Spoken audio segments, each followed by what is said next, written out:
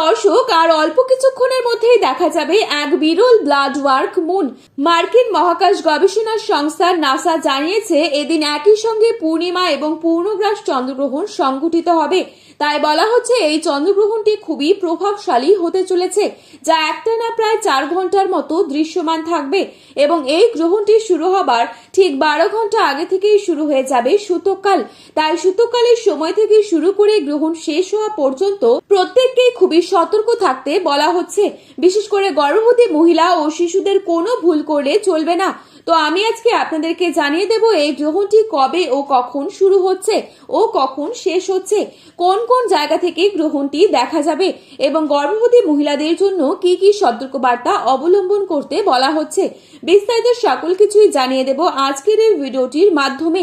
তাই অবশ্যই শেষ পর্যন্ত মনোযোগ সহকারে দেখবেন এবং চ্যানেলটিতে নতুন এসে থাকলে অবশ্যই চ্যানেলটি সাবস্ক্রাইব করে পাশে থাকা বেল আইকনটিকে প্রেস করে রাখবেন, যাতে করে আমাদের দেওয়া নতুন কোনো ভিডিওর আপডেট আপনার কাছে সবার প্রথমেই পৌঁছে যায়। এবং বর্তমানে আপনি কোন জেলা থেকে এই ভিডিওটি দেখছেন সেই জেলার নামটি ভিডিওর কমেন্ট বক্সে লিখে জানাবেন।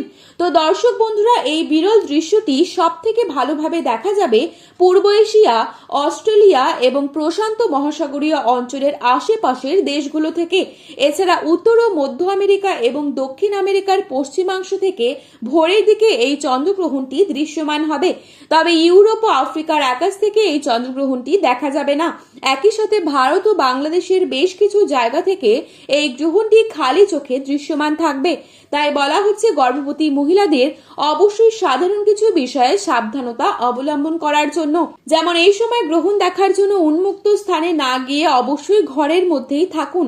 এই সময় সকল প্রকার খাওয়া দাওয়া করা থেকে দূরে থাকবেন, তবে পরিমাণ অনুসারে আপনি জল পান করতে পারবেন। এই সময় সকল প্রকার কাটাছেঁড়া করা, যেমন মাছ কাটা, নখ কাটা, সবজি কাটা, এই সকল কাটাছেঁড়া এবং সেলাই করা থেকে দূরে থাকবেন। গ্রহণ চলাকালীন না ঘুমিয়ে জেগে থাকার চেষ্টা করবেন।